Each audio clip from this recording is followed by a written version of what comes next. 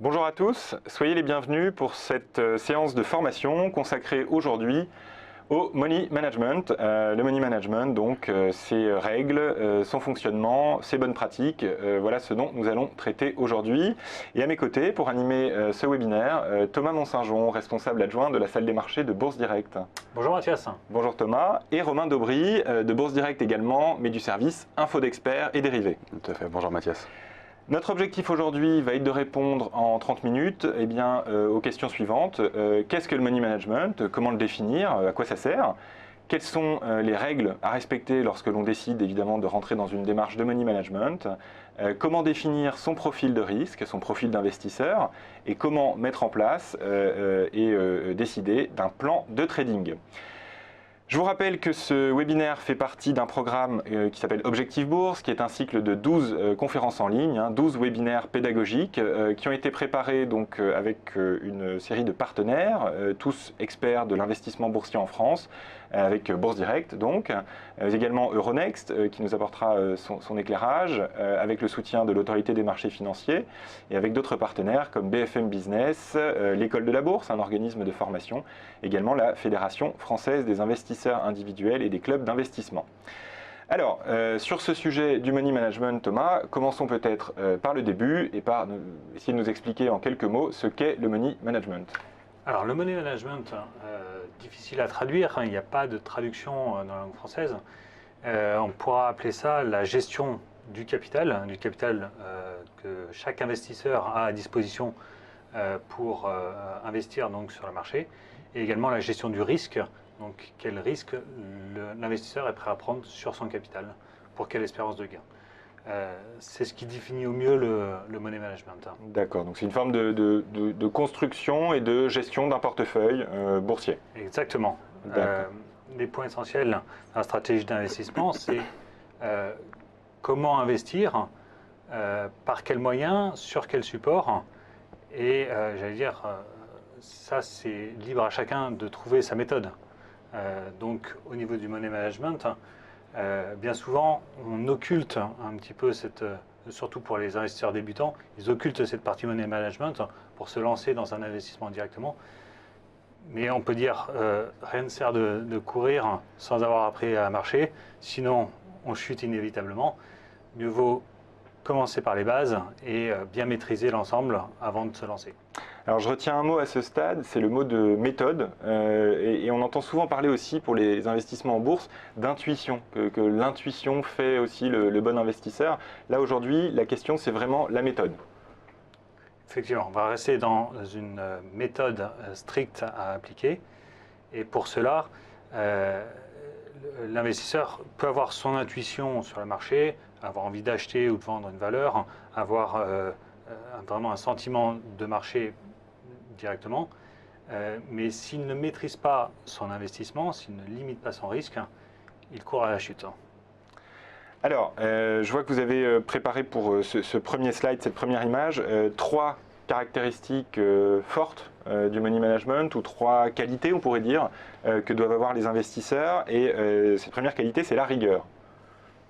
Oui, tout à fait. Il faut être effectivement très rigoureux.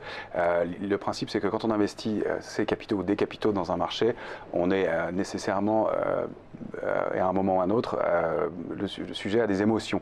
On voit son capital qui fluctue, qui évolue, et il faut pas que ça puisse interférer dans la gestion et dans la bonne allocation de ces actifs. Du coup, être rigoureux, c'est bien éliminer l'aspect émotionnel de l'investissement le plus possible pour appliquer un plan, et donc du coup ne pas être ne pas appliquer trop de conviction, ne pas justement utiliser trop d'intuition. L'intuition, c'est une bonne chose. Elle peut venir en complément, mais il faut avoir en amont éliminer tout l'aspect, comme on disait, émotionnel de l'investissement. Alors peut-être un exemple de ce que pourrait être cette rigueur pour un bon money management, un exemple concret? Par exemple, de travailler en plaçant toujours, on va toujours envisager le pire avant de prendre une position sur un marché, quel que soit le type de marché et le style de trading qu'on a, et donc si on a décidé de placer un ordre stop, c'est pour une bonne raison, et de ne pas déplacer cet ordre stop-là. La rigueur, c'est de ne pas changer d'avis en cours de route et de ne pas le déplacer. On voit que ça conduit dans 99% des cas à l'échec de changer d'avis en cours de route et de se laisser guider par son son émotion au moment de passer un ordre et quand la position est déjà ouverte. De la rigueur donc pour un money management efficace et également de l'objectivité. Ça c'est plus difficile pour un investissement. C'est extrêmement difficile même. Même pour un investisseur averti, rester objectif, ce sera contre nature. Donc c'est pour ça qu'on a besoin de la méthode et de prendre du recul par rapport à tout ça. Donc l'analyse du marché, c'est une bonne chose, analyse fondamentale, analyse technique, mais le money management vient en complément de cela et permet justement de maximiser, mais plus sur le long terme. Sur une opération, tout le monde est capable de faire une opération, d'avoir un coup de chance, j'allais dire, et de dégager un beau profit. Avant d'investir sur le marché, ce qu'il faut savoir, c'est quel risque je suis prêt à prendre. Avant de calculer le gain potentiel, on évalue d'abord le risque maximum qu'on est prêt à prendre, et c'est par rapport à ça qu'on pourra avoir une bonne gestion et des performances sur le long terme pour son portefeuille. Je retiens l'expression de long terme, qui est effectivement l'un des mots-clés pour ce programme Objectif Bourse, de vous fournir un contenu pédagogique qui vous permette effectivement de devenir des investisseurs à la fois éclairés, mais également autonomes à long terme. C'est un des éléments clés du money management également. Et justement, à long terme, le troisième élément qui est présenté donc, sur ce slide, c'est la persévérance. Oui, tout à fait, de la persévérance, il en faut. Vous connaissez sûrement l'expression qui dit qu'en bourse, la bourse est le temple des regrets. Ceux qui s'y sont essayés savent de quoi je parle. Voilà, il faut être persévérant parce que c'est très compliqué. Il n'est pas facile de gagner de l'argent sur les marchés boursiers. Donc, il faut accepter des pertes. Ça fait partie intégrante du money management d'ailleurs. L'investissement inclut par définition une part de risque. Et donc, il faut accepter cette perte. Donc, persévérer dans le sens de appliquer une méthode, l'appliquer régulièrement, oublier le côté déception, laisser passer certaines opérations qui ne seront pas assez intéressantes, aller vers d'autres qui paraîtront peut-être moins intéressantes, mais en fait avec un ratio, on y viendra plus tard, mais risque-rendement qui est adapté et qui n'est pas démesuré, etc. Donc oui, il faut beaucoup de persévérance et beaucoup de sang-froid pour opérer tranquillement, confortablement et comme vous le disiez sur le long terme, rester vivant sur les marchés parce que c'est quand même une bagarre et difficile parfois à mener. Alors là aussi, peut-être un exemple concret de cette persévérance.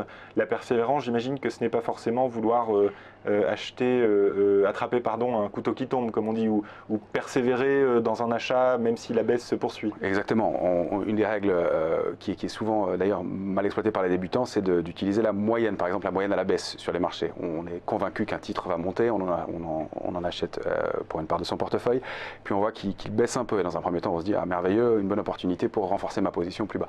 Ça, c'est une des premières choses à ne pas faire, parce que c'est par définition augmenter son risque, augmenter son exposition. Et si le scénario a commencé à pas se dérouler comme on l'escomptait, il y a de probabilités pour que ça se passe pas bien. Alors, ce genre de méthode fonctionne, marche une, deux, trois, quatre fois, et puis à la 5e ou 6e fois, vous perdez beaucoup plus que ce que ça vous a permis de gagner les fois précédentes, et donc c'est la catastrophe, et le capital est trop entamé, trop abîmé, et on sait qu'un capital qui est trop abîmé, c'est beaucoup plus difficile à reconstruire, non seulement psychologiquement, mais ensuite mathématiquement. Quand vous partez d'un capital de 100 et que vous perdez 50, vous avez perdu 50% de votre capital. Quand il vous reste 50% de votre capital, c'est-à-dire 50, pour revenir à 100, ne serait-ce que de retrouver son capital de départ, eh bien, il faut gagner 100%. Donc vous voyez que les mathématiques sont implacables là-dessus et voilà, il faut beaucoup de persévérance, beaucoup de rigueur pour justement pas se retrouver dans ce genre de cas de figure, dans ce genre de configuration où les pertes dépassent les gains et c'est malheureusement ce qui crée 95% des échecs dans les investissements boursiers. De la rigueur donc, de l'objectivité et de la persévérance, c'est le premier message de ce séminaire de formation donc consacré au money management. Attention au manque de méthode pour vos investissements boursiers. Alors si l'on rentre maintenant un petit peu plus dans le détail, on va voir que le money management finalement ça n'est pas une méthode universelle, unique, que l'on appliquerait à tous les investisseurs en bourse. Chacun, oui ce serait évidemment trop simple, la fameuse martingale que chacun cherche. Donc là, la question c'est comment construire son money management. C'est exactement ça. On va chacun avoir un profil boursier. Quel type d'investissement je souhaite faire. quel pourcentage de mon capital je vais consacrer à la bourse, quel est le montant du capital et les risques que je suis prêt à prendre. Si c'est une partie relativement faible du capital, mais je peux en attendre un rendement, j'allais dire, assez ambitieux, 15% par mois, je vais être obligé de prendre des risques très conséquents. En revanche, si j'ai un capital important à consacrer à la bourse, mais que mon objectif est juste de faire une performance un peu plus dynamique que la performance du livret A, bien entendu, je ne vais pas du tout avoir la même méthode et la même acceptation au niveau du risque. Donc, chacun va adapter et va trouver son money management. Il n'y a pas de règle pour tous. Alors, comment trouver, j'allais dire, son money management? Il faut d'abord bien se connaître. Quelle proportion à prendre des risques j'ai, comment est-ce que je réagis habituellement sur des pertes. Est-ce que ça me décompose? Est-ce que, au contraire, je reste assez distant par rapport à tout ça et je suis prêt à continuer à prendre des investissements parce que j'assume parfaitement le fait d'encaisser des pertes. C'est avant tout là-dessus qu'on va pouvoir mesurer le degré de risque qu'on est prêt à prendre et ensuite la stratégie que je vais adopter sur le marché. Est-ce que je vais plus aller vers des actions directement, avec ou sans effet de levier, vers des produits dérivés éventuellement, vers des contrats futurs, travailler sur des marchés voire un peu plus exotiques, du marché Forex avec des paires de devises ou marché de matières premières. Ce ne sont pas tous les mêmes marchés. Chacun comporte un niveau de risque spécifique et on ne peut pas avoir le même comportement face à tous ces marchés-là. Alors, je vois que vous avez mentionné ici quelques exemples justement de stratégies qu'on peut avoir pour investir en bourse. Par exemple, là, je vois le carry trade. Peut-être expliquer un petit peu ce qu'est le carry trade ou le scalping, par exemple, en 2 mots. Oui, bien sûr. Alors, en fait, selon le profil d'investisseur qu'on va avoir et le temps qu'on a à y consacrer et son capital, on va pouvoir utiliser tel ou tel style de trading. On a le bon père de famille, le placement classique, où on porte des actions et on les conserve longtemps dans son portefeuille. L'idée étant de bénéficier des grands cycles, si tant est que les cycles accélèrent un peu maintenant, mais ça, c'est autre chose, donc de conserver des positions de façon plus ou moins longue. Et on arrive donc à des périodes de détention de positions sur les marchés qui peuvent être très très courtes, jusqu'à quelques secondes. Donc les extrêmes de chaque côté, c'est effectivement le carry trade, on va porter des titres pendant plusieurs mois, voire des années, jusqu'au scalping, qui est le fait d'intervenir en quelques secondes, quelques fractions de secondes, pour gagner juste quelques points, généralement sur un indice ou sur un produit avec un effet de levier assez important. Et ça, plusieurs fois, plusieurs dizaines, ou cinquantaines ou centaines de fois par jour, dans le but d'encaisser les petits gains. Donc voilà les extrêmes auxquels on peut se trouver, qu'on est susceptible d'utiliser sur les marchés boursiers. Et puis il y a effectivement le swing qui consiste à prendre des positions sur quelques heures ou quelques jours, voilà, qui est un système un petit peu médian. Donc en fonction de ça, il faut apprendre à déterminer quel temps vous avez à consacrer au marché, quel est votre capital, quelle est la part de risque que vous allez prendre et quel niveau de gain vous escomptez. Il faut que tout ça soit cohérent. On ne peut pas espérer gagner 100% de son capital en 24 heures de bourse en prenant un risque de 5%, ce serait évidemment absurde. Et voilà les ratios qu'on essaye de mettre en place en amont avant de commencer à passer ces heures de bourse et avant de travailler. Donc au niveau un peu stratégique ou macro, l'idée c'est vraiment donc de bien se connaître, d'apprendre à se connaître en tant qu'investisseur et de choisir une ou plusieurs méthodes de trading adaptées à son profil. Exactement. Alors, une fois qu'on a cette stratégie justement qui est mise en place, son money management global, je dirais, qui est défini, on rentre peut-être un peu plus dans le détail, la tactique peut-être, avec ce qu'on appelle les plans de trading. Alors, est-ce que vous pouvez nous dire en 2 mots de ce qu'est un plan de trading et comment on le met en place? Le plan de trading, bon, ça va bien sûr dépendre de la façon dont on investit. On l'a vu, carry trade, scalping ou de l'intraday ou avec du swing. Ce qu'il faut, c'est identifier donc les différents actifs sur lesquels on est susceptible d'aller et de toute façon diversifier son portefeuille. On ne va pas mettre 100% bien entendu du portefeuille sur un actif. On va diversifier au maximum avec une méthodologie. cette méthode elle va être adaptée par chacun. Mais globalement, il faut se dire sur chaque position que je vais prendre, combien je suis prêt à perdre. Pour cela, en fonction du capital total et du niveau de stop qu'on aura fixé, puisqu'on va fixer un stop sur chaque investissement, qui sera plus ou moins proche en fonction de notre méthode d'investissement, on va pouvoir déterminer le montant de capital qu'il faut investir sur tel ou tel actif. Et c'est à partir de ce moment-là où on va savoir quelle est j'allais dire l'allocation d'actifs optimum que chacun peut avoir sur son money management. D'accord.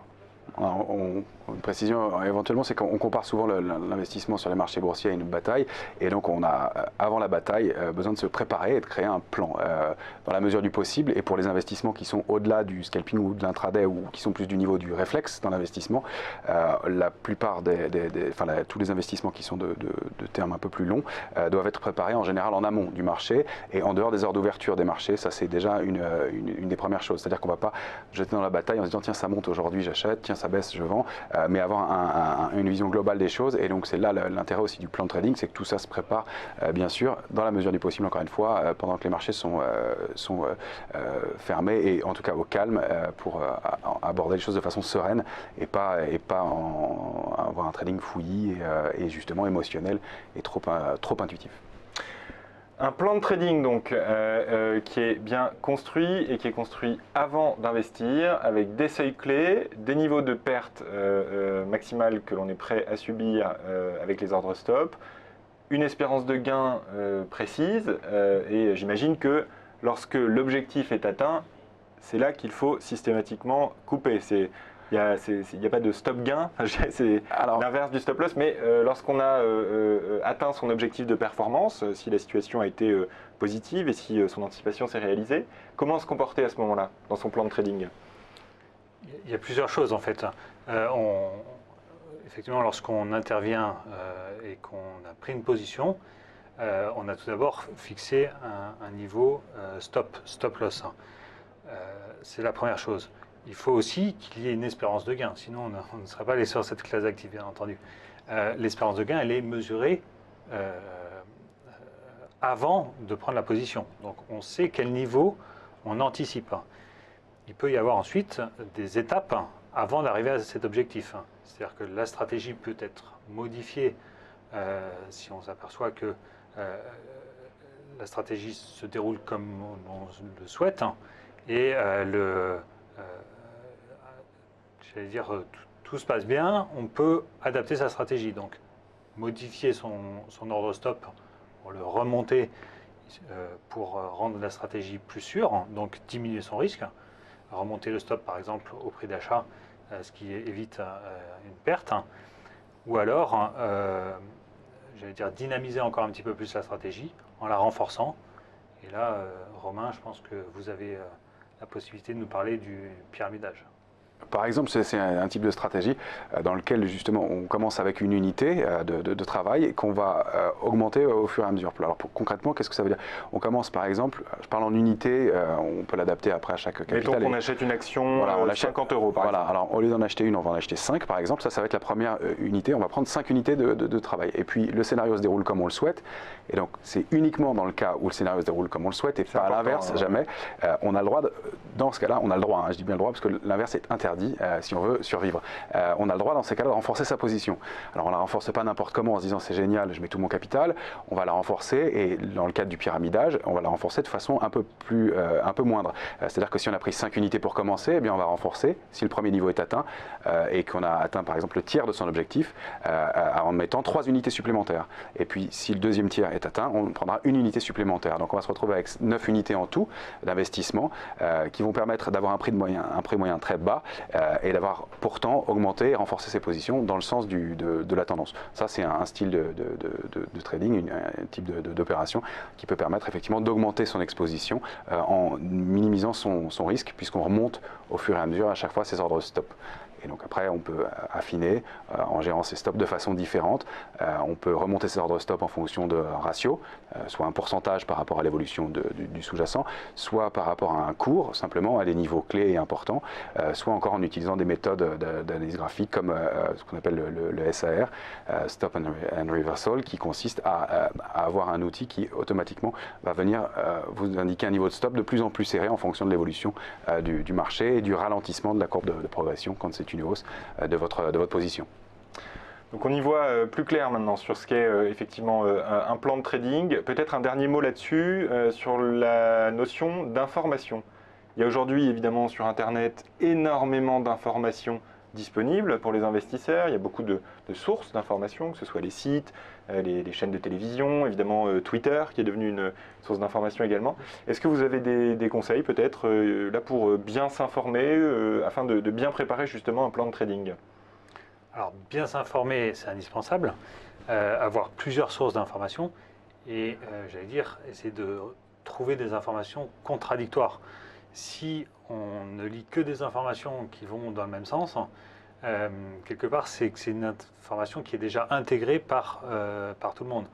Donc, on n'aura pas le contradicteur qui va nous faire nous poser les bonnes questions, c'est-à-dire où est le risque sur cet actif. Tout le monde est positif dessus, la croissance est excellente, les prévisions sont très bonnes, habituellement la société surprend systématiquement à la hausse, etc. Le consensus est extrêmement positif de la part de l'ensemble des analystes, mais j'allais dire, si on n'a pas d'esprit contradictoire là-dessus, on va avoir du mal à être parfaitement objectif au moment de prendre sa décision. On ne va voir que le côté positif de ce titre. Donc, bien s'informer, c'est aller aussi vers de l'information contradictoire pour se faire son propre avis et pour enrichir, j'allais dire, la réflexion. Merci beaucoup Thomas. Alors maintenant qu'on a bien défini ce qu'était le money management, que l'on voit effectivement comment définir son profil d'investisseur et l'importance que ça a de bien se connaître avant d'investir en bourse, maintenant que l'on sait ce qu'est un plan de trading et comment le mettre en place, eh bien, nous pouvons revenir sur les grandes règles clés, les bonnes pratiques ou les quelques éléments qu'il faut vraiment avoir en tête, qu'il faudrait que nos auditeurs retiennent bien donc sur cette discipline, et le mot est bien choisi, du money management. Alors les règles à suivre, je vois que vous en avez retenu ici 6 règles, je ne sais pas comment, par lesquelles vous voulez commencer. La plus importante peut-être à vos yeux? On les a placées dans l'ordre. La plus importante, c'est difficile de hiérarchiser. Elles sont toutes importantes, elles sont toutes indispensables. On les a synthétisées ici. Il y a pas mal d'éléments à détailler pour approfondir. Mais ce qu'on peut dire déjà, c'est qu'effectivement, la première des règles, c'est d'investir dans le sens de la tendance. Ça a l'air évident et ça fait sourire souvent, mais les Anglais disent "Trend is your friend", c'est vrai. Il ne faut pas aller contre le marché. Pourquoi? Parce que les investisseurs sont très nombreux, les capitaux énormes, et qu'en général, c'est pas avec un portefeuille même important de particuliers qu'on va pouvoir influer sur le marché de façon décisive. Donc évidemment, ça c'est la première des choses, et c'est une des règles qui est évidemment très importante à respecter et à suivre. Maintenant, et celle qui me semble très importante aussi et qui est absolument pas respectée dans la majeure partie des cas, c'est laisser courir ses profits, comme vous le voyez à l'écran, et couper ses pertes. Il se passe très souvent l'inverse. On a des biais, et sans rentrer trop dans le détail, quand on investit sur les marchés, on a des biais qui consistent à laisser les pertes filer et à couper rapidement ses profits. C'est ce que font 95% des investisseurs, et donc le fait que malheureusement beaucoup de gens perdent de l'argent sur les marchés boursiers en respectant pas ce principe-là. Donc quand une position a l'air mal engagée, on le disait tout à l'heure, il faut savoir prendre ses pertes rapidement avant que ça devienne une hémorragie, avant que ça devienne trop grave pour son portefeuille. Voilà, donc on peut utiliser pour ça des stops, une diversification, enfin il y a différentes techniques, mais en tout cas de ne pas laisser une mauvaise position courir trop longtemps. Et puis utiliser ce qu'on appelle le ratio risque-rendement. Risque-rendement, c'est de voir si une opération est suffisamment intéressante pour qu'on la fasse. Vous pouvez regarder un titre qui vaut mettons 18 €, et vous êtes absolument convaincu qu'il va monter à 20 €. Parfait. Mais quand vous regardez graphiquement la configuration du titre, vous voyez que la probabilité de retour à 15 € est forte aussi. Vous voyez que dans ce cas de figure-là, vous avez une probabilité de gain de 2 pour une probabilité de perte de 3. Alors, vous êtes convaincu que ça va monter à 20, mais le ratio risque-rendement est absolument pas raisonnable. Vous avez une probabilité de perte qui est même supérieure à votre probabilité de gain. Vous ne faites pas l'opération. Alors, soit vous attendez que le titre revienne sur les 15 et là, vous réalisez l'opération si la configuration le permet toujours, soit vous abandonnez l'opération. Et c'est ça la rigueur, c'est ça une des grandes difficultés dans le money management, c'est d'être capable de laisser filer des choses et de se dire, ah, voilà, je savais que le titre irait à ce quoi-là. On le savait, mais on ne le fait pas parce que la probabilité de perte est trop importante. Ça, c'est le deuxième point clé à mon avis. Et puis ensuite, effectivement, les autres points sont intéressants et peut-être, je vous laisse intervenir Thomas sur l'impulsivité ou la marge. Alors oui, ne pas opérer de manière impulsive, on en a déjà rapidement évoqué le cas. On doit laisser le sentiment à la maison. On prend ses décisions hors marché, on a une méthode stricte, donc on connaît le niveau d'intervention, on connaît le stop, on connaît l'espérance de gain. Il ne faut pas, en milieu de séance, changer d'avis. La séance se déroule, on peut fixer aussi des niveaux de perte maximum sur une journée. C'est-à-dire qu'on a un capital de 100, si jamais on a une perte de 3% sur la journée sur du trading, du scalping. Dans ce cas-là, on peut éteindre l'ordinateur, arrêter de suivre le marché pour la journée et se refuser d'intervenir de nouveau, même si on voit de nouvelles opportunités. On n'a peut-être pas simplement bien compris le marché aujourd'hui. Il faudra refaire une analyse plus posée, mais il faut prendre de la distance et éventuellement arrêter complètement de trader pour le reste de la journée. Il y a beaucoup aussi de petits investisseurs qui ont un comportement, j'allais dire, où ils augmentent leur position au fur et à mesure lorsqu'ils perdent. C'est au contraire exactement le comportement inverse qu'il faudra avoir. Par rapport à un capital de 100, si jamais vous investissez 10% de votre capital sur une valeur et que vous perdez parce que le stop s'est déclenché, très bien, vous avez encaissé une perte, vous n'avez plus que 95% de votre capital. C'est pas pour ça que la prochaine fois, il faudra investir plus de 10% de votre capital. Alors c'est vrai que le capital baissant, les 10% que vous investissez baissent aussi. Sur 95%, avec 10%, vous n'investissez plus que 95 au lieu, enfin que 9,5 au lieu de 10. C'est essentiel de suivre cette méthodologie pour préserver son capital. Si jamais vous continuez à investir systématiquement 10 au lieu de 10%, au final, vous allez vite vous rendre compte que vous continuerez à perdre. Donc, agissez avec méthode, pas d'impulsivité, suivez la méthode vraiment de façon stricte. Et si vous avez décidé d'investir que 10% de votre capital, si votre capital diminue, diminuez aussi votre investissement à chaque fois. On parlait d'information tout à l'heure et je vois qu'ici, il est question de relativiser l'information transmise par la presse. Ouais. Alors, en fait, c'est-à-dire que voilà, il y a même une théorie à l'époque il y a quelques années qui était sortie sur la théorie de la couverture d'un journal. On s'était aperçu que si la presse était trop dithyrambique sur les marchés boursiers, il fallait commencer à s'en méfier. Il y a quelques grands financiers qui le disaient aussi. Quand mon chauffeur de taxi commence à me demander quelles actions j'ai envie d'acheter, je vendais mes capitaux. Voilà, c'est le côté consensuel. Ça rejoint le dernier élément que vous avez à l'écran, le comportement moutonnier. Quand le marché est trop consensuel, quand ça a l'air trop évident, il faut s'en méfier. Ça ne veut pas dire qu'il faut faire compliqué. Il y a deux nuances à bien distinguer ici. Le fait de faire simple dans sa méthode et dans son analyse, mais en revanche, le fait de ne pas aller sur des choses trop évidentes et qui sont trop visibles. Voilà. Si tout le monde est d'accord, il faut que des capitaux rentrent dans le marché, il faut qu'il y ait de nouveaux acheteurs. Et si tout le monde pense que le marché va monter, c'est qu'a priori, tout le monde a déjà investi. Donc, il faut que des capitaux nouveaux puissent rentrer dans le marché et faire monter encore. Il y a une limite à ça, et si tout le monde est du même avis, le marché ne peut pas continuer à fonctionner dans le bon sens, et en général, ce qui se passe, c'est que dans ces cas-là, le marché baisse, et finalement, la majorité a tort. Donc, la presse l'a relativisé, oui, et puis il faut la comprendre aussi.